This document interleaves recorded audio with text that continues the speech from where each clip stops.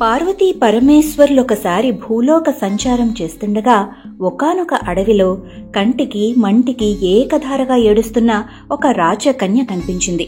ఎడతెగని దరిద్రం వలన బాధపడుతున్నానని ఆ కన్య చెప్పగా విని కరుణించిన గౌరీశంకరులు, అమ్మాయి, గతంలో నీవు 16 కుడుముల నోము పట్టి ఉల్లంఘనం చేయుట వల్లనే నీకీ దరిద్రము సంభవించింది.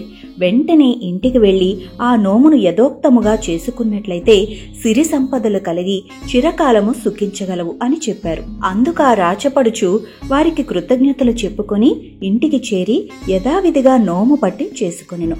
ఇట్లుండగా నోమునాడు కుడుములు చేటలో పెట్టి ఆమె వచ్చునంతలో ఓ కుక్క అక్కడి కుడుములను తినివేసెను. అది గుర్తించిన ఆ రాచకన్య తాను తెచ్చిన చల్లను కూడా ఆ కుక్కకే పోసి నమస్కరించగా చల్ల త్రాగి ఆ కుక్క గౌరిగా మారి ఆమెకు అఖండ అష్టైశ్వర్యములను ఇచ్చెను.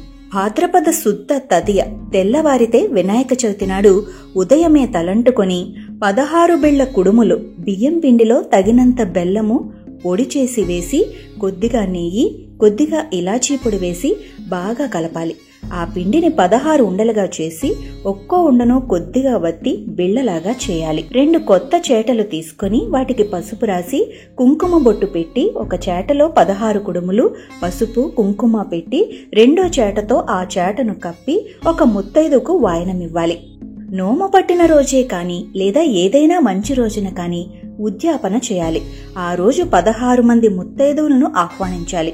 16 జతల చేటలకు పసుపు కుంకుమ రాసి వాటిల్లో ఒక్కొక్క బిళ్ల కుడుమును, పసుపు కుంకుమను, 2 గాజులను, చీర, జాకెట్టు, బట్టను, నల్లపూసలను ఉంచి ఒక చేటతో ఇంకో చేటను మూసి తాంబూలంలో పూలు, పండ్లు, 1 రూపాయి ఉంచి సిద్ధం చేసుకోవాలి. గౌరీదేవిని యథావిధిన పూజించి ఒక చీర, జాకెట్, బట్టను ఒక చేట జతలో ఉంచి సమర్పించి 2 బిళ్ల కుడుములతో పాటు మహానివేదన చేయాలి. తర్వాత ఒక్కో ముత్తైదువుకు పసుపు రాసి కుంకుమ పెట్టి గంధము రాసి సిద్ధముగా ఉంచుకున్న చేటల జత దక్షిణ తాంబూలాలతో ఇవ్వాలి. 2 కొత్త చేటలు తీసుకుని వాటికి పసుపు రాసి కుంకుమ బొట్టు పెట్టి ఒక చేటలో 16 కుడుములు పసుపు కుంకుమ పెట్టి రెండో చేటతో ఆ చేటను కప్పి ఒక ముత్తైదువుకు వాయనమివ్వాలి.